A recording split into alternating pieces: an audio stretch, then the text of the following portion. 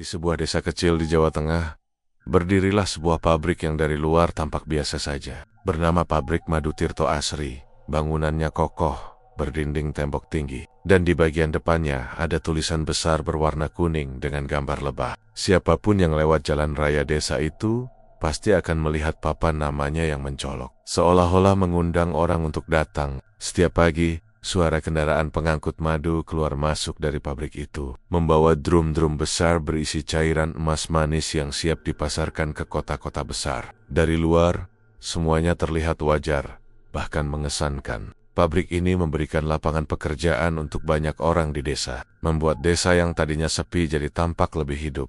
Namun, di balik hiruk-pikuk itu, ada sesuatu yang membuat warga sekitar sering merasa gelisah. Pabrik madu ini berbeda dengan pabrik lainnya. Jika pabrik-pabrik lain kadang mengalami penurunan produksi, atau setidaknya pernah merasakan sepi pesanan, Pabrik Madu Tirto Asri seperti tidak pernah surut order. Permintaan selalu tinggi, gudangnya tak pernah kosong. Bahkan saat musim madu di daerah lain berkurang, entah bagaimana caranya, pabrik ini tetap punya stok melimpah.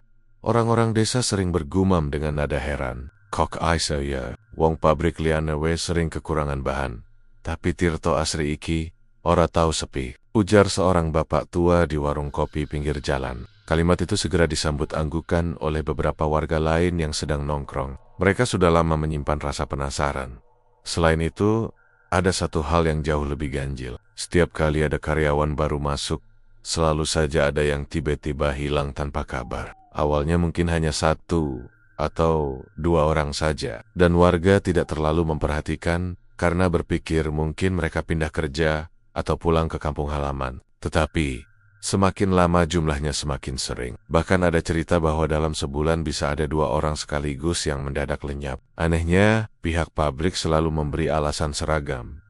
Mereka sudah pulang mendadak, ada urusan keluarga. Namun ketika warga mencoba mencari tahu ke rumah asal karyawan itu, keluarganya justru kebingungan karena tidak pernah melihat mereka pulang.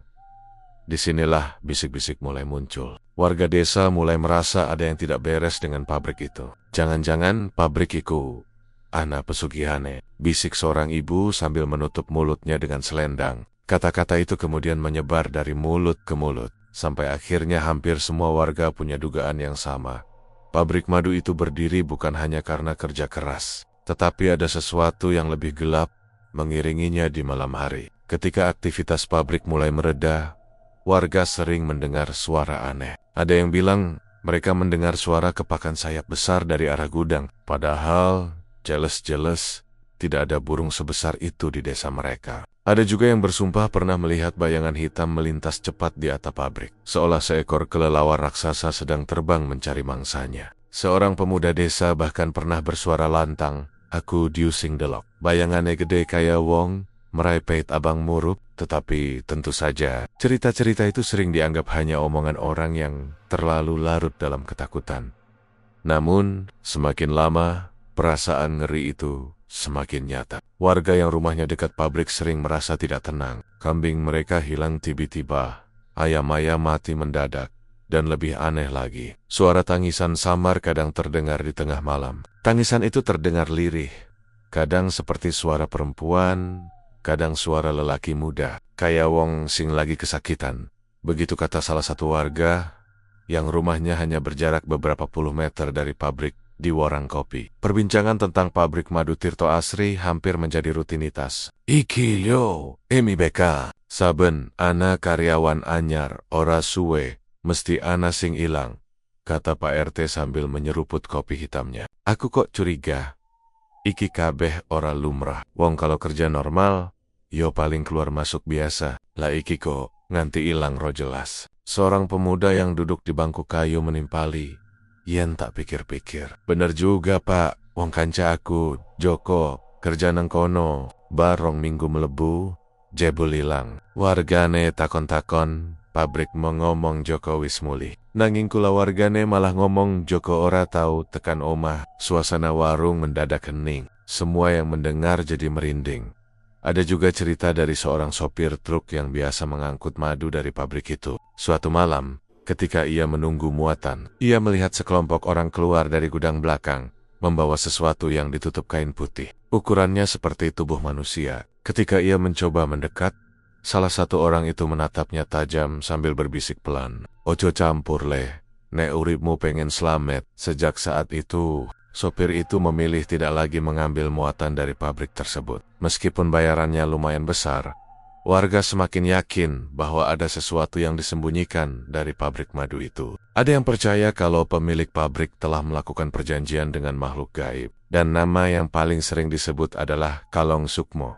Kalong Sukmo, dalam cerita turun-temurun desa, adalah sosok makhluk gaib berbentuk kelelawar hitam sebesar manusia, dengan mata merah menyala seperti bara api. Konon, ia suka menjerit panjang di malam hari. Suaranya bisa membuat bulu kuduk siapapun berdiri. Orang-orang tua sering memperingatkan, "Aja nganti ketemu Kalong Sukmo le, yen tekan nyawamu bisa digondol." Meski awalnya dianggap dongeng, sekarang orang-orang mulai percaya kalau legenda itu benar-benar nyata, dan pabrik madu itu adalah tempat ia bersemayam. Seorang nenek yang sudah renta pernah berkata dengan suara bergetar, "Aku biyen tau weruh ana bayangan ireng mabur ning langit desa. Wujud kaya kalong nanging gedene ora umum. Mbien aku kira mung halusinasi wong tua, nanging sawise akeh karyawan sing ilang, aku yakin iku pancen Kalong Sukmo." Semakin lama, rumor ini menyebar keluar desa. Orang-orang dari desa tetangga juga mulai mendengar cerita tentang pabrik angker itu. Ada yang penasaran dan sengaja datang untuk mencari tahu, tapi kebanyakan justru memilih menghindar. Jalan menuju pabrik semakin sepi saat malam, karena orang-orang takut lewat. Bahkan ada angkutan umum yang menolak melewati jalur itu setelah maghrib. Meski begitu, pabrik tetap beroperasi seperti biasa. Pemiliknya selalu tampil dengan wajah ramah, memberikan sumbangan ke desa, membantu pembangunan masjid, dan membagikan sembako. Semua itu seakan menjadi tameng untuk menutupi gosip yang beredar. Tetapi di balik semua kebaikan itu, warga masih merasa ada yang janggal. Bagaimana mungkin usaha sebesar itu bisa bertahan tanpa pernah sekalipun mengalami kerugian? Bagaimana mungkin setiap bulan selalu ada karyawan yang hilang? Bisik-bisik itu semakin lama berubah menjadi rasa takut. Anak-anak dilarang bermain dekat pabrik, para ibu selalu menutup pintu ropet-ropet saat malam, dan para bapak yang biasa nongkrong di pos ronda pun lebih cepat bubar jika mendengar suara kelelawar di sekitar pabrik. Sampai akhirnya, kalimat yang selalu diucapkan dengan suara pelan, tapi penuh keyakinan terdengar. Semakin sering, "Jangan-jangan pabrik iku ana pesugihane." Cerita tentang Kalong Sukmo sudah lama beredar di desa itu.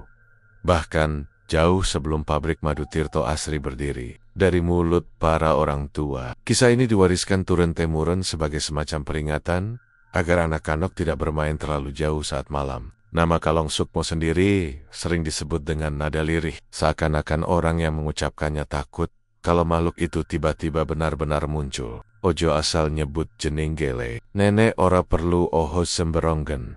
Begitu kata Mbah Wiryo, seorang sesepuh desa yang rambutnya sudah memutih dan suaranya bergetar setiap kali bercerita. Menurut kisah lama, Kalong Sukmo adalah sosok makhluk gaib berwujud kelelawar raksasa yang ukurannya sebesar manusia dewasa, dengan sayap hitam legam membentang lebar. Matanya merah menyala seperti bara api yang tak pernah padam. Darik, suaranya terdengar seperti jeritan panjang yang mampu membuat siapapun yang mendengarnya langsung merinding ketakutan. Banyak yang percaya kalau ia bukan sekadar makhluk jadi-jadian, melainkan makhluk gaib penjaga pesugihan yang haus tumbal manusia. Orang-orang tua sering bercerita bahwa Kalong Sukmo pertama kali muncul ratusan tahun lalu, di masa ketika desa itu masih berupa hutan lebat. Konon, ada seorang pertapa sakti yang nekat memanggil makhluk gaib untuk mendapatkan kesaktian dan kekayaan. Pertapa itu mengurung diri di gua, bersemedi selama 40 hari, membakar kemenyan, dan membaca mantra-mantra kuno. Pada malam ke-40, muncul sosok kelelawar hitam raksasa dari kegelapan gua. Mata merahnya berkilat, sayapnya mengepak keras, hingga angin kencang menyapu pepohonan. Sejak saat itu, makhluk itu dikenal dengan sebutan Kalong Sukmo. Banyak versi tentang bagaimana pertapa itu bersekutu dengan makhluk tersebut. Ada yang bilang, pertapa itu menyerahkan nyawanya sendiri sebagai tumbal pertama. Ada pula cerita yang menyebutkan ia menukar jiwa seorang muridnya demi mendapat kesaktian. Yang jelas, sejak saat itu, Kalong Sukmo menjadi legenda menakutkan. Siapapun yang berani memanggilnya dengan ritual tertentu akan mendapatkan imbalan berupa kekayaan berlimpah, usaha lancar, dan apapun yang diinginkan. Tetapi syaratnya jelas. Setiap beberapa bulan sekali, harus ada tumbal manusia yang dipersembahkan. Cerita ini kemudian diwariskan secara turun-temurun. Biasanya diceritakan di malam hari, ketika listrik desa padam, atau saat anak-anak berkumpul di teras rumah nenek mereka. Mbah-mbah di desa sering berkata, Kalong Sukmo iku dudu dongeng. Lek, akeh wong sing ilang, amarga, dadi tumbale. Nek atimu ora kuat, aja sok-sokan golek rejeki liwat dalan peteng kui. Kata-kata itu biasanya membuat anak-anak ketakutan, tak berani keluar rumah setelah maghrib. Namun, ada juga kisah yang lebih mengerikan. Beberapa warga tua mengaku pernah melihat sosok itu dengan mata kepala sendiri. Misalnya, cerita dari Mbah Parto, seorang petani tua yang tinggal di pinggir desa. Ia pernah bersumpah bahwa suatu malam, ketika sedang menjaga ladang jagungnya, ia mendengar suara kepakan sayap besar di atas kepalanya. Saat mendongak, ia melihat bayangan hitam melintas dengan cepat. Ukurannya sangat besar, lebih besar dari kerbau, dengan mata merah menyala menatap tajam ke arahnya. Tubuhnya gemetar, kakinya lemas, dan ia hampir pingsan. Setelah itu, ia sakit demam selama 3 hari berturut-turut. Seakan-akan tubuhnya masih menyimpan rasa takut yang begitu dalam. Warga desa lain juga punya cerita mirip. Ada seorang ibu yang pernah mendengar suara bayi menangis di kebun belakang rumahnya pada tengah malam. Ketika ia keluar untuk mencari, suara itu semakin keras. Tapi tiba-tiba, dari atas pohon jambu, muncul sosok kelelawar hitam besar yang mengepakkan sayapnya dengan keras. Ibu itu menjerit ketakutan dan lari terberit-berit kembali ke rumahnya. Esok harinya, ia mendapati ayam-ayamnya mati dengan bekas luka cakar aneh di tubuhnya. Sejak saat itu, ia selalu menutup pintu ropet-ropet dan tidak pernah lagi berani keluar rumah saat malam. Dari cerita-cerita itulah, nama Kalong Sukmo semakin ditakuti. Bahkan, ada pepatah yang berkembang di desa itu. Yen ana suara gemerincing, koyo sayap gede ing wengi, aja nganti metu saka oma. Kui tandane Kalong Sukmo lagi golek tumbal. Pepatah itu menjadi semacam larangan tak tertulis, diwariskan dari orang tua ke anak-anak mereka ketika pabrik madu Tirto Asri berdiri. Cerita lama tentang Kalong Sukmo seakan hidup kembali. Banyak warga yang langsung menghubungkan keanehan pabrik itu dengan legenda yang sudah lama mereka dengar. Bagaimana mungkin sebuah pabrik yang baru beberapa tahun berdiri bisa langsung sukses besar, tak pernah sepi pesanan, dan bahkan selalu berkembang? Bagaimana mungkin ada banyak karyawan yang hilang tanpa jejak, dan selalu ada alasan yang terdengar dibuat-buat? Cocok tenan, iki pasti Kalong kui sing melu main, kata seorang warga dengan nada pelan. Bisikan itu semakin hari semakin sering terdengar. Orang-orang yakin bahwa pemilik pabrik telah melakukan perjanjian dengan Kalong Sukmo. Mereka percaya bahwa kekayaan dan kesuksesan pabrik itu hanyalah hasil dari pesugihan. Setiap karyawan yang hilang dianggap sebagai tumbal yang diserahkan dalam ritual. Yang membuat warga semakin percaya adalah adanya suara aneh dari dalam pabrik pada malam tertentu. Ada yang mengaku mendengar suara kepakan sayap besar. Ada pula yang mendengar jeritan panjang menyerupai tangisan. Beberapa orang bahkan bersumpah melihat bayangan kelelawar raksasa melintas di atap pabrik. Padahal jelas-jelas tidak ada hewan sebesar itu di dunia nyata. Semua tanda-tanda itu seolah menguatkan bahwa legenda Kalong Sukmo bukan sekadar cerita kosong, melainkan sesuatu yang nyata dan berhubungan langsung dengan pabrik madu tersebut.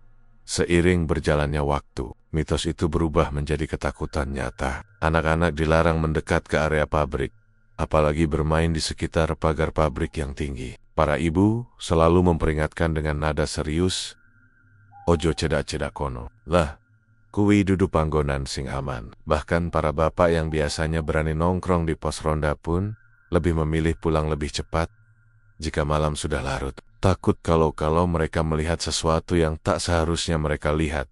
Mitos Kalong Sukmo kini bukan lagi sekadar cerita dongeng untuk menakut-nakuti anak-anak, melainkan menjadi bagian dari kenyataan sehari-hari. Setiap kali ada karyawan baru yang hilang, warga hanya bisa bergumam dengan nada pasrah, "Pancen wis dadi tumbale." Mereka tak berani melawan, tak berani bertanya lebih jauh, karena mereka tahu bahwa ada sesuatu yang lebih besar, lebih gelap, yang bekerja di balik pabrik itu.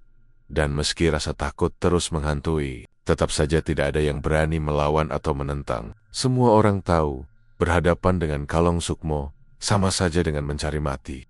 Budi adalah seorang pemuda desa yang baru saja diterima bekerja di pabrik madu Tirto Asri.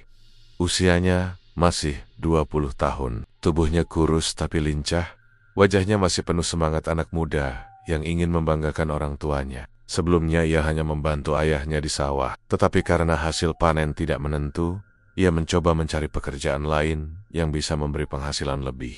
Ketika mendengar ada lowongan di pabrik madu, ia langsung mendaftarkan diri. Gajinya memang tidak seberapa, tapi jauh lebih pasti dibanding hanya mengandalkan sawah yang sering gagal panen.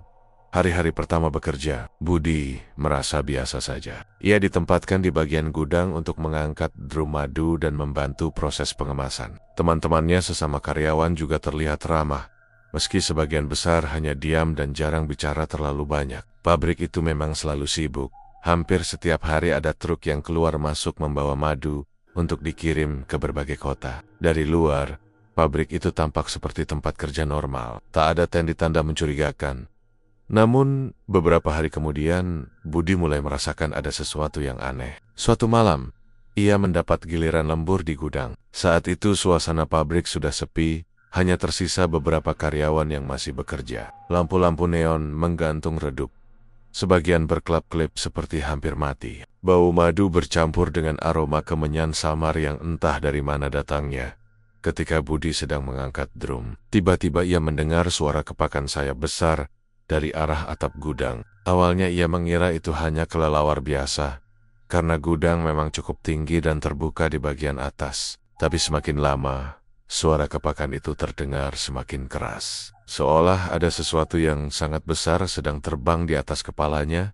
Dek, jantung Budi berdegup kencang. Ia berhenti bekerja dan menatap ke atas. Namun, yang ia lihat hanyalah bayangan hitam melintas cepat, terlalu besar untuk ukuran seekor kelelawar. Bersamaan dengan suara itu, tercium aroma anyir yang menusuk hidung, bau yang mirip darah segar. Budi memegang hidungnya, merasa mual, bulu kuduknya meremang. Ia mencoba meyakinkan diri, mungkin tikus mati, atau hewan lain di atas sana. Tapi di hatinya, ada rasa takut yang sulit dijelaskan. Tak lama kemudian, lampu di gudang mendadak berkedip-kedip. Bayangan hitam itu kembali melintas, kali ini lebih jelas.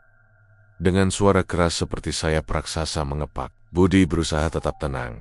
Meski keringat dingin mulai membasahi pelipisnya. Astagfirullah. Opak, bisiknya lirih. Ia ingin memanggil teman yang bekerja bersamanya. Tapi ketika menoleh, ternyata temannya sudah tidak ada. Padahal, beberapa menit lalu, ia masih melihatnya sibuk menata kotak di rak gudang. Budi merasa semakin gelisah. Ia berlari keluar gudang, mencari karyawan itu. Namun yang ia temukan hanyalah pintu belakang gudang yang terbuka setengah, berayun pelan seperti baru saja dilewati seseorang. Di luar, suasana sangat sepi. Hanya terdengar suara jangkrik malam. Malam itu, Budi memutuskan pulang lebih awal. Ia tidak berani melanjutkan lemburnya sendirian di gudang yang seakan dihantui bayangan besar itu. Di sepanjang jalan pulang, pikirannya tidak tenang. Bayangan sayap besar dan aroma anyir itu terus terngiang-ngiang, membuat ia susah tidur. Keesokan paginya, saat kembali bekerja, Budi mendapati satu hal yang mengejutkan. Karyawan yang semalam bekerja bersamanya ternyata tidak masuk. Ketika ia bertanya kepada mandor, jawabannya terdengar sangat aneh. Oh, dia sudah pulang ke kampung. Katanya ada urusan keluarga, ujar mandor dengan wajah datar. Seolah-olah hal itu sudah biasa. Budi mengangguk. Meski hatinya tidak puas dengan jawaban itu. Ia tahu betul, karyawan itu semalam tidak pulang. Bahkan ia melihatnya terakhir kali di gudang, sebelum menghilang secara misterius. Yang lebih mengejutkan lagi, sore itu Budi mendengar kabar dari teman lain, bahwa keluarga karyawan tersebut tidak pernah melihatnya pulang. Keluarganya malah ngomong, "Wong iku ora tau bali," bisik salah seorang pekerja kepada Budi dengan nada takut. Budi langsung merinding mendengar kabar itu. Jadi benar, temannya bukan pulang, tapi hilang begitu saja. Hilangnya bukan hanya sekadar kabar, tapi benar-benar tidak ada jejak. Anehnya, semua orang di pabrik tampak tenang-tenang saja, seakan sudah terbiasa dengan kejadian seperti ini. Bahkan tidak ada pencarian, tidak ada laporan polisi. Seolah-olah lenyapnya satu orang bukanlah hal penting. Malam berikutnya, Budi sengaja menahan diri untuk tidak lembur. Ia tidak berani lagi berada di gudang seorang diri. Namun, rasa penasaran semakin menghantuinya. Setiap kali ia melihat ke arah atap pabrik, ia merasa seperti ada yang sedang mengawasinya dari kegelapan. Sesekali terdengar suara kepakan sayap jauh di malam hari, disertai bau anyir yang menusuk hidung. Rasa takut bercampur penasaran itu membuat Budi sering gelisah sendiri. Ia mencoba bertanya kepada karyawan yang sudah lama bekerja di sana. Tetapi setiap kali ia menyinggung soal orang yang hilang, wajah mereka langsung berubah pucat. Wis lah, ojok takon, akeh-akeh. Nek pengen selamat, kerja we sing tenang. Ojo campur urusan sing ora usah, kata seorang pekerja tua dengan nada serius. Jawaban itu justru semakin membuat Budi curiga. Jelas ada sesuatu yang disembunyikan, sesuatu yang tidak boleh dibicarakan. Dan semakin ia berusaha mencari tahu, semakin besar rasa takut yang menghantui. Malam ketiga, sejak kejadian itu, Budi kembali mendengar suara aneh dari gudang saat ia lewat hendak pulang. Suara kepakan sayap besar bercampur dengan jeritan lirih, seperti suara manusia. Suara itu membuat tubuhnya gemetar. Ia berdiri terpaku di depan gudang, mencoba memberanikan diri untuk mengintip dari celah pintu. Dari dalam, terlihat bayangan besar bergerak, disertai aroma anyir yang semakin pekat. Jantung Budi berdegup kencang, kakinya terasa lemas. Ia tahu dirinya harus segera pergi, tapi tubuhnya seakan terpaku di tempat. Lalu, suara jeritan itu terdengar semakin jelas, seperti seseorang yang sedang diseret dan memohon tolong. Tolong, tolong, aku. Suara itu terdengar samar, membuat bulu kuduknya berdiri. Budi langsung berlari sekengkeng-kengnya keluar dari area pabrik, tak peduli pada apapun. Sesampainya di rumah, ia langsung menutup pintu dan terengah-engah.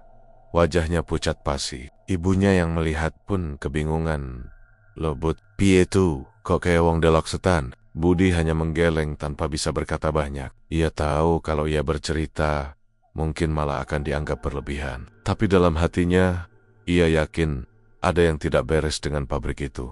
Keesokan harinya, kabar menghilangnya karyawan semalam semakin jelas. Tidak ada seorang pun yang tahu kemana perginya. Mandor kembali memberi jawaban sama, bahwa ia pulang ke kampung. Namun, desas-desus di luar semakin ramai. Warga desa mulai membicarakan bahwa satu lagi karyawan hilang tanpa jejak. Orang-orang hanya bisa bergumam, yen wis dari tumbale, ora bakal bali maneh. Budi mulai merasa dirinya masuk dalam bahaya. Ia sadar, bekerja di pabrik itu bukan hanya soal mencari nafkah, tapi juga soal mempertaruhkan nyawa. Dan yang lebih menakutkan lagi, ia merasa seperti sudah diincar. Setiap kali malam tiba, suara kepakan sayap besar itu semakin sering terdengar, seolah-olah Kalong Sukmo sedang mendekatinya perlahan. Malam itu, angin berhembus kencang membawa hawa dingin yang menusuk tulang. Langit gelap tanpa bintang, hanya bulan separuh yang bersembunyi di balik awan tebal. Suasana desa terasa sunyi, seolah semua orang sengaja menghindari keluar rumah. Malam Jumat Kliwon memang sering dianggap keramat. Banyak orang Jawa percaya, malam itu adalah waktu di mana dunia gaib dan dunia manusia saling bersinggungan lebih dekat dari biasanya. Budi tidak bisa tidur sejak sore. Pikirannya dipenuhi rasa penasaran bercampur takut. Ia teringat suara kepakan sayap besar yang sering ia dengar. Jeritan samar dari dalam gudang, dan karyawan-karyawan yang menghilang begitu saja. Malam itu, entah kenapa, hatinya terdorong untuk mencari tahu lebih jauh. Yen aku terus menengwe, kapan ngerti kebenarannya? Ia tahu risikonya besar, tapi rasa ingin tahu lebih kuat daripada ketakutannya. Dengan langkah hati-hati, Budi berjalan menuju pabrik madu. Ia sengaja lewat jalan belakang, melewati semek-semek dan kebun singkong, agar tidak ketahuan satpam yang berjaga di pintu depan. Malam terasa semakin mencekam. Suara kodok dan jangkrik yang biasanya ramai, kini mendadak hilang. Hanya angin malam yang berdesir, membawa aroma kemenyan samar. Seakan ada ritual yang memang sedang dipersiapkan. Setelah sampai di dekat gudang, Budi berjongkok di balik tumpukan kayu dan karung bekas. Dari celah kayu, ia bisa melihat ke dalam halaman gudang. Matanya terbelalak. Di sana, beberapa orang terlihat berdiri melingkar di sekitar sebuah kuali besar dari besi tua. Kuali itu berisi cairan kental yang awalnya tampak seperti madu. Namun, di bawah cahaya obor dan lampu minyak yang dipasang seadanya, cairan itu perlahan berubah warna. Dari kuning keemasan menjadi merah pekat, menyerupai darah segar yang baru saja ditumpahkan. Budi menahan napas. Matanya tak berkedip. Di sekeliling kuali itu, ia melihat berbagai sesajen. Kepala ayam hitam yang masih segar, bunga 7 rupa, dupa yang mengepul pekat, dan kendi berisi air kembang. Orang-orang yang berdiri di situ menggunakan pakaian serba hitam. Wajah mereka tertutup kain tipis, seperti tidak ingin dikenali. Tetapi dari suara dan postur tubuhnya, Budi bisa menebak kalau mereka adalah orang-orang penting yang terkait dengan pabrik itu. Kemungkinan besar, pemilik dan orang-orang dekatnya. Suara gamelan kecil terdengar lirih.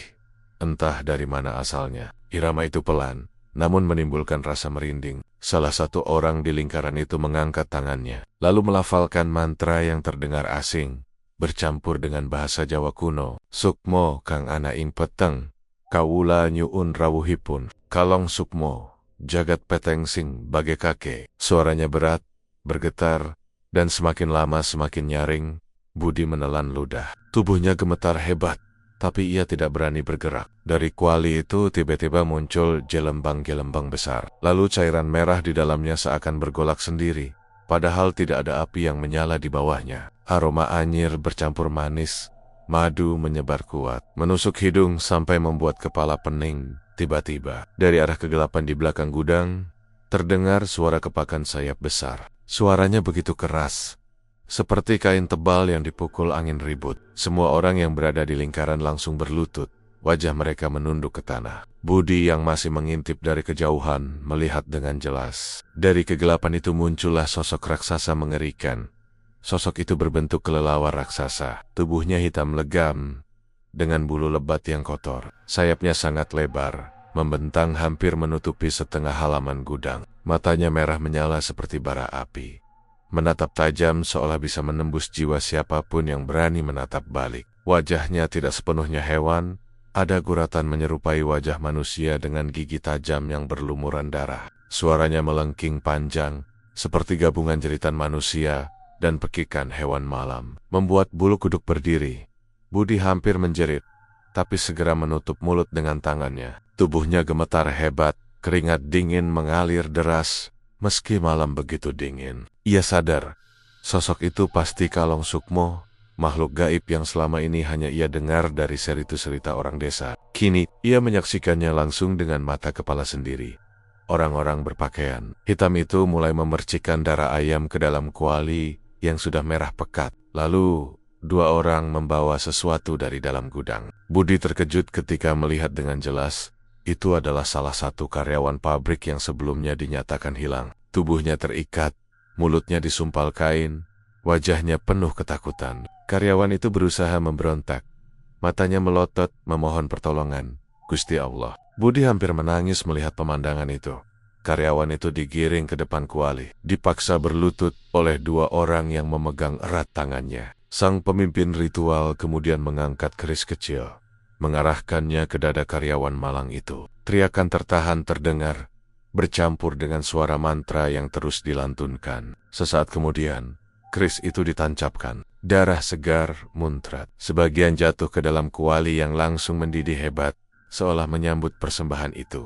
Kalong Sukmo mengeluarkan suara jeritan panjang. Sayapnya mengepak keras hingga angin berhembus kencang, membuat obor hampir padam. Cairan dalam kuali mendadak berputar sendiri, bercampur antara madu dan darah manusia. Aroma anyir semakin menusuk. Budi hampir muntah, tetapi ia menahan dengan sekuat tenaga. Ia harus tetap diam, kalau tidak nyawanya bisa melayang. Makhluk raksasa itu kemudian menundukkan kepalanya ke arah kuali, menjulurkan lidah panjang hitamnya, menjilat cairan merah pekat itu dengan lahap. Setiap kali lidahnya menyentuh cairan, terdengar suara mendesis, seperti air panas disiram ke bara api. Orang-orang di sekitarnya bersorak lirih, kebak rahayu, kebak kasugihan. Suara mereka terdengar seperti orang mabuk, penuh rasa puas. Budi tidak tahan lagi. Air matanya mengalir tanpa sadar. Ia tidak percaya ada manusia yang tega mengorbankan sesamanya demi kekayaan. Dalam hatinya, ia menjerit, "Iki duduwong, iki wis kaya, setan kabe." Ritual itu berlangsung cukup lama. Setelah darah korban habis, tubuh karyawan itu dilempar begitu saja ke samping, seperti sampah tak berguna. Kalong Sukmo mengepakkan sayapnya sekali lagi, lalu perlahan menghilang ke dalam kegelapan malam, meninggalkan bau anyir yang semakin pekat. Orang-orang berpakaian hitam itu kemudian membubarkan diri dengan tenang. Seakan yang baru saja terjadi hanyalah pekerjaan rutin. Budi masih berjongkok kaku di balik tumpukan kayu. Tubuhnya lemas, seperti tidak punya tenaga. Hatinya bergetar hebat, pikirannya kacau. Ia ingin segera lari, tapi takut langkahnya terdengar. Ia menunggu cukup lama sampai area gudang benar-benar sepi. Baru setelah itu, dengan langkah goyah, ia menjauh dari tempat itu. Sepanjang perjalanan pulang, Budi tidak berhenti gemetar. Bayangan wajah Kalong Sukmo dan tubuh karyawan yang dijadikan tumbal terus menghantui pikirannya. Malam itu ia tidak bisa tidur sama sekali. Setiap kali memejamkan mata, ia mendengar kembali jeritan korban dan melihat lidah panjang hitam menjilat darah dari kuali. Sejak malam itu, Budi sadar hidupnya tidak akan pernah sama lagi. Ia sudah melihat sesuatu yang seharusnya tidak dilihat. Ia sudah mengetahui rahasia kelam di balik kejayaan pabrik madu Tirto Asri. Dan ia tahu, cepat atau lambat, ia sendiri bisa menjadi tumbal berikutnya. Sejak malam Jumat Kliwon itu, hidup Budi benar-benar berubah. Ia masih ingat jelas bagaimana kuali besar berisi madu bercampur darah mendidih, suara jeritan korban yang dijadikan tumbal, dan sosok kelelawar raksasa yang menjilat cairan merah itu dengan lidah hitamnya yang panjang. Semua kejadian itu menempel kuat di ingatannya, seakan-akan baru saja terjadi. Ia tidak bisa menghapus bayangan itu meski hanya sedetik. Malam-malam berikutnya menjadi neraka baginya. Setiap kali mencoba memejamkan mata, Budi selalu dihantui mimpi buruk. Ia bermimpi berjalan sendirian di tengah hutan gelap. Lalu tiba-tiba ada suara kepakan sayap besar yang menggetarkan tanah. Dari balik pepohonan, muncullah bayangan kelelawar raksasa dengan mata merah menyala, menatap tajam ke arahnya. Kadang-kadang, dalam mimpinya, ia melihat dirinya sendiri terikat. Tubuhnya lemah, dikelilingi orang berpakaian hitam yang menyiapkan sesajen. Ia selalu terbangun dengan keringat dingin bercucuran. Jantung berdegup kencang, dan tubuh gemetar tak terkendali. Budi mulai merasa ada yang tidak beres dengan tubuhnya. Siang hari, ia sulit berkonsentrasi. Tubuhnya terasa lemas, seperti ada energi yang terus disedot tanpa henti. Teman-teman kerja di pabrik sering mengomentari wajahnya. "Bat, awakmu kok pucet ngene? Koyo wong loro abot we," ucap salah seorang temannya. Budi hanya tersenyum kaku, tidak berani menceritakan apa yang sebenarnya ia lihat. Ia tahu, kalau sampai ia buka mulut, bisa jadi hidupnya semakin terancam. Namun, gejala aneh terus menghantamnya. Di kamar kos kecilnya, Budi mulai merasakan kehadiran yang tak terlihat. Awalnya hanya suara-suara aneh di malam hari. Suara kepakan sayap, suara benda jatuh, bahkan kadang terdengar bisikan halus memanggil namanya, "Bu Udi," dengan suara panjang yang menyeramkan. Setiap kali ia berusaha mencari sumber suara, tidak ada apa-apa di sana. Yang paling membuatnya takut adalah ketika ia melihat kelelawar hitam bergelantungan di jendela kamarnya. Ukurannya tidak normal, jauh lebih besar dari kelelawar biasa. Matanya merah menyala, menatap lurus ke arah Budi. Ia selalu terbangun tengah malam dengan perasaan sesak, seperti ada sesuatu yang menindih dadanya. Kadang, kelelawar itu hanya menghilang begitu saja saat ia mencoba menyalakan lampu. Kadang malah terdengar tawa lirih setelahnya. Tawa yang membuat bulu kuduk merinding sekuat-kuatnya. Budi mencoba mengabaikan semua itu. Ia mencoba meyakinkan dirinya bahwa itu hanya halusinasi karena terlalu takut. Tapi makin lama, gangguan itu semakin nyata. Suatu malam, ia merasa ada sesuatu yang merayap di tubuhnya. Saat membuka mata, ia melihat tangan hitam berbulu menekan dadanya kuat-kuat. Ia ingin berteriak, tetapi mulutnya seakan terkunci. Matanya hanya bisa menatap makhluk itu. Wajah Kalong Sukmo muncul tepat di hadapannya. "Kau Seiki Westedalingbud," suara itu bergema dalam kepalanya, meski mulut makhluk itu tidak bergerak. Pagi harinya, Budi bangun dengan tubuh penuh lebam, seperti habis dipukul sesuatu. Ia gemetar hebat, Tubuhnya semakin lemas, wajahnya makin pucat. Teman-temannya mulai curiga. Bahkan ada yang menyarankan agar ia berhenti kerja dan pulang ke rumah. Tapi Budi tidak bisa begitu saja pergi. Ia tahu kalau pabrik itu tidak akan membiarkannya bebas setelah mengetahui rahasia gelap mereka. Sejak saat itu, Budi merasa dirinya diincar. Setiap malam, ia selalu mendengar kepakan sayap besar di atap kosannya. Kadang, ia mencium bau anyir darah bercampur aroma madu yang menusuk hidung. Kadang ia merasakan bayangan hitam melintas di sudut matanya. Yang lebih menyeramkan lagi, ia sering menemukan bekas cakaran panjang di pintu kamarnya. Garis-garis itu seperti bekas kuku atau cakar yang dalam. Seakan ada makhluk yang mencoba menerobos masuk. Budi berusaha mencari pertolongan. Ia mendatangi seorang sesepuh desa yang dikenal bisa mendelok hal-hal gaib. Dengan wajah lelah, ia menceritakan sebagian yang ia alami. Meski tidak berani mengungkap pabrik secara langsung, sesepuh itu hanya menghela napas panjang. "Nak, iki wis jelas. Kau wis kalong sukmo kui ora sembarang makhluk. Yen wis ngerti awakmu, Angel lepas. Biasane sing nelok ritual bakal dadi tumbal sabanjur." Budi, kata-kata itu menancap kuat di kepalanya. Ia sadar benar bahwa hidupnya kini berada di ujung tanduk. Sesepuh itu memberinya beberapa doa dan air yang sudah didoakan. Tapi, dalam hati, Budi tahu itu mungkin tidak cukup untuk melawan kekuatan sebesar itu. Malam berikutnya, teror semakin menjadi-jadi. Saat ia baru saja mencoba tidur, jendela kamarnya terbuka sendiri dengan keras. Angin dingin masuk, membawa bau kemenyan dan darah yang begitu menyengat. Dari kegelapan luar, mata merah itu kembali muncul, kali ini lebih dekat. Budi hanya bisa menutup wajah dengan selimut, berdoa sekuat tenaga. Namun, ia mendengar suara langkah-langkah berat mendekat, suara cakaran di lantai, dan suara napas kasar di telinganya. "Budi, wayahe meh tekan." Bisikan itu begitu nyata, membuat tubuhnya kaku tak bisa bergerak. Hari-hari di pabrik juga tidak lagi tenang. Budi sering merasa diperhatikan. Setiap kali ia lewat, Mandor dan beberapa orang lama di pabrik menatapnya dengan tatapan aneh. Seakan sudah tahu bahwa waktunya sebentar lagi. Ia sering mendengar bisikan samar di sela-sela mesin. Suara-suara yang memanggil namanya dengan nada mengejek. Beberapa karyawan lain yang masih baru pun memperlihatkan gejala aneh.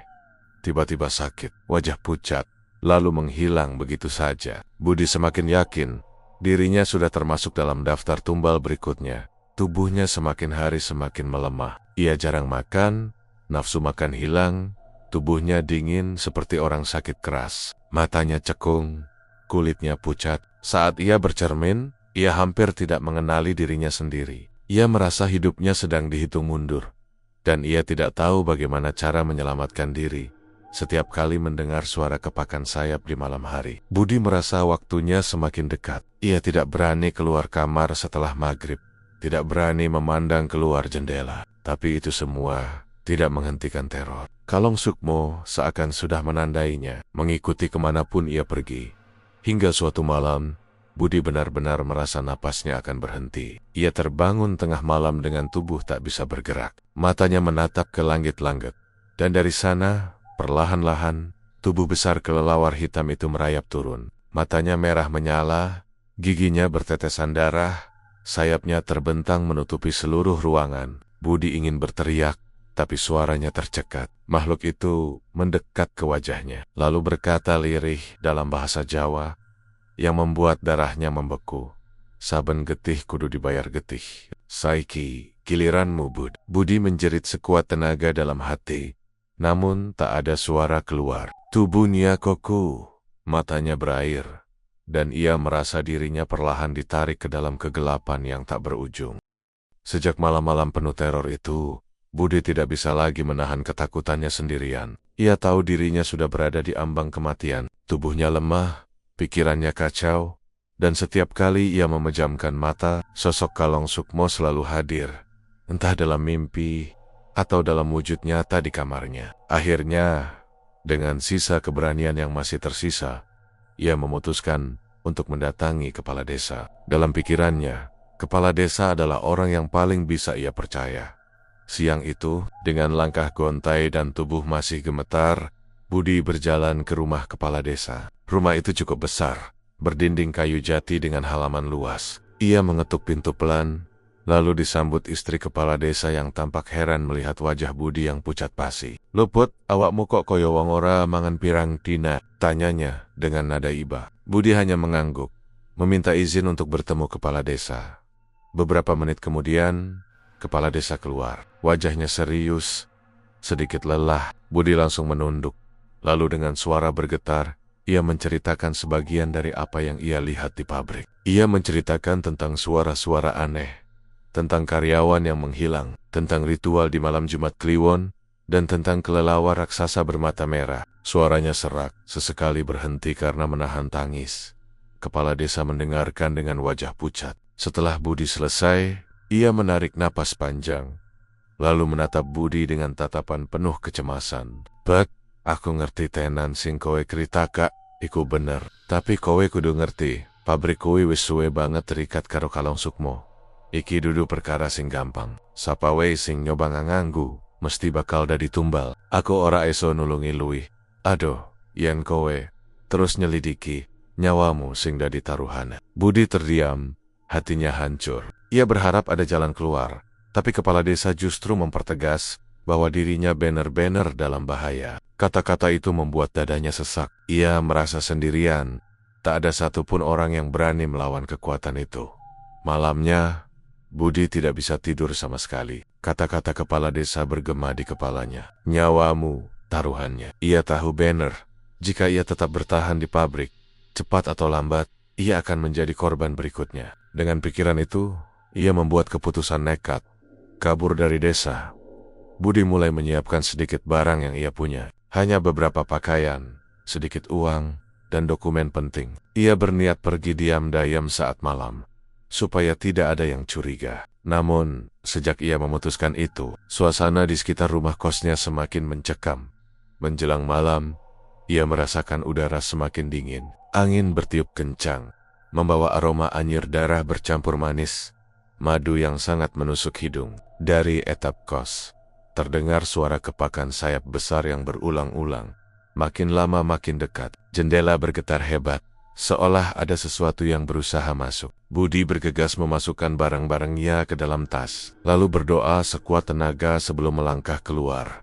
Saat ia keluar ke jalan desa yang gelap, suasana begitu sunyi. Lampu-lampu jalan mati, hanya sinar bulan yang samar menembus awan tebal. Budi berjalan cepat, berusaha menahan rasa takutnya. Namun, baru beberapa puluh langkah, suara kepakan sayap besar terdengar lagi, kali ini tepat di atas kepalanya. Ia mendongak, dan jantungnya hampir berhenti. Di atas atap rumah-rumah, sosok kelelawar raksasa itu terbang mengitari desa. Matanya menyala merah, mencari sesuatu. Budi berlari secepat mungkin. Napasnya terengah-engah, keringat dingin bercucuran. Tapi suara kepakan sayap itu semakin keras, semakin dekat. Ia mendengar suara jeritan panjang, suara yang sama seperti yang ia dengar di malam ritual. Suara itu memecah keheningan, membuat anjing-anjing desa melolong serentak. Tiba-tiba, dari arah pabrik, terdengar suara-suara lain. Budi menoleh sekilas, dan ia hampir tidak percaya dengan matanya sendiri. Dari balik atap pabrik, muncul bayangan hitam berkelebatan, seperti ada lebih dari satu makhluk. Suara teriakan karyawan bergema, saling bersahut-sahutan, seperti orang yang sedang disiksa. Suara itu membuat bulu kuduk Budi berdiri. Ia semakin yakin ada banyak korban lain yang ditumbalkan malam itu. Langkahnya semakin kacau, tubuhnya gemetar hebat. Ia ingin lari keluar desa, tapi setiap jalan yang ia lewati terasa semakin gelap, semakin panjang. Seolah desa itu tidak membiarkannya keluar. Suara kepakan sayap terus mengikuti, membuat jantungnya berdetak sekeras mungkin. Dalam ketakutannya ia mendengar bisikan samar di telinganya. "Budi, kau ora isomle, wehai wis." Suara itu jelas suara Kalong Sukmo, menembus pikirannya, membuatnya hampir gila. Budi mencoba berlari lebih cepat, tapi kakinya terasa berat, seperti ada yang menahan. Dari sudut mata, ia melihat bayangan hitam melintas di kiri dan kanan. Sesekali, ia melihat wajah karyawan yang hilang, wajah pucat dengan mata kosong, menatapnya seakan minta tolong. Ia hampir jatuh karena ketakutan. Akhirnya, Ia terhuyung sampai ke tepi sawah. Malam itu sawah terlihat menyeramkan, hanya dikelilingi kabut tipis yang anehnya beraroma madu busuk. Di kejauhan, ia melihat bayangan kelelawar raksasa turun perlahan. Sayapnya membentang menutupi cahaya bulan. Budi tahu ia tidak punya banyak waktu. Dengan sisa tenaga, ia masuk ke pematang sawah, berharap bisa sembunyi di balik rumpun bambu. Namun, suara-suara jeritan itu semakin dekat. Dari arah pabrik, terdengar teriakan karyawan yang seolah ikut dibawa angin malam. Teriakan itu begitu menyayat hati, membuat Budi menutup telinganya. Tapi meski telinganya tertutup, suara itu tetap terdengar jelas di kepalanya. Ia sadar, semua itu bukan lagi suara nyata, melainkan bisikan gaib yang sengaja ditanamkan untuk melemahkannya di balik rumpun bambu. Budi berjongkok, memeluk lututnya, tubuhnya gemetar hebat. Ia berdoa, menyebut nama Tuhan berkali-kali, berharap ada perlindungan, tapi angin malam semakin dingin, kabut semakin tebal, dan bayangan besar itu semakin mendekat. Matanya menatap ke arah desa, dan ia bisa melihat pabrik madu Tirto Asri dari kejauhan. Gudangnya berkilat merah, seperti diselimuti cahaya api. Dari atapnya, puluhan kelelawar hitam beterbangan. Si kanekan pabrik itu adalah sarang iblis. Dadanya sesak, hampir tak bisa bernapas. Ia sadar, rahasia itu sudah terbongkar sepenuhnya. Pabrik itu bukan sekadar tempat usaha, melainkan sebuah altar pesugihan yang haus tumbal manusia. Ketika kepakan sayap besar terdengar lagi tepat di atas kepalanya, Budi tahu ia sudah tidak punya pilihan lain. Entah ia berhasil lolos, atau ia akan benar-benar menjadi korban berikutnya. Malam itu, di bawah langit gelap desa Jawa, takdirnya seakan digantung di ujung sayap Kalong Sukmo. Beberapa hari setelah malam itu, desa kembali diliputi suasana aneh. Pagi hari yang biasanya riuh dengan suara ayam berkokok dan anak-anak berlari di jalanan, mendadak terasa begitu sunyi. Orang-orang tidak berani keluar rumah terlalu pagi, apalagi lewat dekat pabrik madu Tirto Asri. Seolah ada sesuatu yang menggantung di udara, menekan dada setiap orang yang bernapas di desa itu. Sampai akhirnya kabar itu menyebar. Seorang pencari rumput yang hendak pergi ke hutan belakang pabrik, mendadak menjerit ketakutan. Orang-orang yang mendengar langsung berlari menghampiri, dan di sanalah mereka melihatnya. Tubuh Budi tergeletak kaku di tepi hutan, wajahnya pucat pasi. Matanya melotot seperti menyaksikan sesuatu yang tak terbayangkan sebelum napasnya terhenti. Dadanya robek, ada bekas cakar besar, seperti sayap kelelawar yang meninggalkan jejak maut. Orang-orang yang melihat tubuh itu langsung mundur beberapa langkah. Sebagian menutup mulutnya karena ngeri. Ada yang berbisik lirih, "Astagfirullah, iki tumbale meneh." Ada pula yang berkata, "Wis takanda sing melu-melu urusan pabrik, mesti ora selamat." Suasana berubah mencekam. Tak ada seorang pun yang berani menyentuh tubuh Budi terlalu lama. Hanya beberapa pemuda yang memberanikan diri untuk mengangkat jenazahnya dengan kain sarung, lalu membawanya ke balai desa. Ketika keluarga Budi datang, tangis pecah. Ibunya jatuh pingsan melihat kondisi anaknya, sementara ayahnya hanya bisa menatap langit dengan mata merah berair. Warga berusaha menenangkan, tapi semua orang tahu, tak ada kata-kata yang cukup untuk meredakan duka itu. Budi bukan korban pertama, dan mungkin bukan yang terakhir. Sejak hari itu, rumor tentang pesugihan Kalong Sukmo semakin meluas. Cerita-cerita lama yang dulu hanya dianggap mitos, kembali muncul ke permukaan. Orang-orang membicarakan bagaimana pabrik itu tak pernah sepi orderan, meski harga madu di tempat lain turun. Mereka juga membicarakan para karyawan yang sering hilang tanpa kabar. Lalu muncul berita bahwa mereka telah meninggal dengan cara mengenaskan. Semuanya mulai tersambung, dan hampir semua warga yakin pabrik madu Tirto Asri bukanlah pabrik biasa. Namun anehnya, meski kabar itu semakin menyebar, pabrik tetap beroperasi seperti biasa. Truk-truk pengangkut madu masih keluar masuk. Suara mesin masih terdengar dari dalam, dan para pemilik pabrik masih tampak tersenyum, seolah tak ada apa-apa. Orang-orang desa hanya bisa bergumam dengan getir. Duit pesugihan iku pancen ora ono entake. Sengsara wong akeh sing dadi tumbal. Mereka tahu, selama pesugihan itu terus berjalan, kekuatan gelap akan selalu menjaga pabrik tetap hidup. Malam-malam setelah kematian Budi semakin mencekam. Warga desa memilih menutup pintu lebih awal. Bahkan sebelum matahari benar-benar tenggelam, tidak ada lagi anak-anak yang berani bermain di halaman rumah. Semua orang mengurung diri, menyalakan lampu minyak, dan berdoa agar malam cepat berlalu. Tapi rasa takut itu tak bisa menghalangi suara yang terus muncul. Setiap malam Jumat Kliwon, dari arah pabrik terdengar suara kepakan sayap yang besar, berat, dan menakutkan. Suara itu kadang terdengar seperti ribuan kelelawar keluar bersamaan. Kadang terdengar hanya satu, tapi begitu jelas dan begitu dekat, seolah-olah terbang di atas rumah warga. Orang-orang yang mendengar hanya bisa menutup telinga, meski tetap saja suara itu menembus sampai ke dalam hati. Beberapa orang yang nekat mengintip dari balik jendela menceritakan hal yang sama. Mereka melihat bayangan hitam raksasa melayang di atas pabrik, menutupi cahaya bulan. Matanya merah menyala, berputar-putar seperti mengawasi seluruh desa. Dan sesekali, terdengar jeritan panjang yang membuat bulu kuduk berdiri. Jeritan itu tidak terdengar seperti suara kelelawar biasa, melainkan gabungan tangisan manusia yang kesakitan bercampur raungan makhluk gaib. Ada seorang warga tua, Mbah Surip namanya, yang berbisik dengan suara bergetar kepada cucunya. Kui Kalong Sukmo, penjaga pesugihan sing oranet, kenyang tumbal. Pabrik kui wis dadi pawon iblis. Ucapannya membuat cucunya menangis ketakutan, lalu menutup telinga ropet-ropet. Sejak saat itu, banyak keluarga memilih pindah dari desa. Rumah-rumah kosong mulai bermunculan di sekitar pabrik. Mereka yang masih bertahan hanya bisa pasrah, menggantungkan hidup pada doa, berharap tidak menjadi korban berikutnya. Namun tak bisa dipungkiri, ada juga sebagian orang yang tetap bekerja di pabrik. Meski tahu risikonya, mereka tak punya pilihan lain, karena di desa itu hanya pabrik Madu Tirto Asri yang mampu memberikan upah.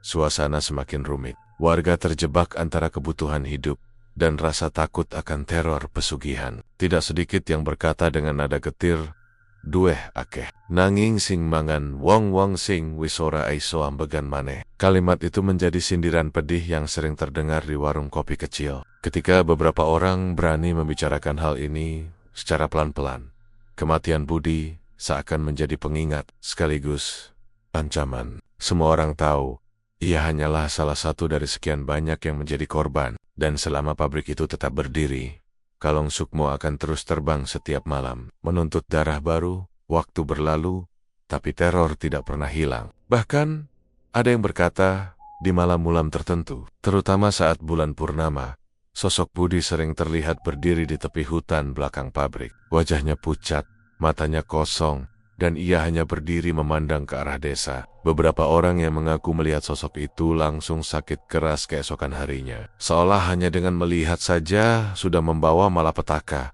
Desa itu akhirnya benar-benar berubah. Dari desa kecil yang dulu penuh dengan canda tawa, kini menjadi desa yang suram dan penuh bisikan ketakutan. Nama Tirto Asri bukan lagi dikenal karena madunya yang manis, melainkan karena kisah kelam pesugihan Kalong Sukmo yang tak pernah berhenti menuntut nyawa, dan pabrik itu sampai hari ini masih berdiri, masih beroperasi, masih mengirimkan madu ke berbagai daerah. Orang-orang luar hanya mengenalnya sebagai pabrik sukses, tanpa tahu rahasia gelap di baliknya. Hanya warga sekitar yang tahu bahwa setiap tetes madu yang keluar dari sana bercampur dengan aroma kematian.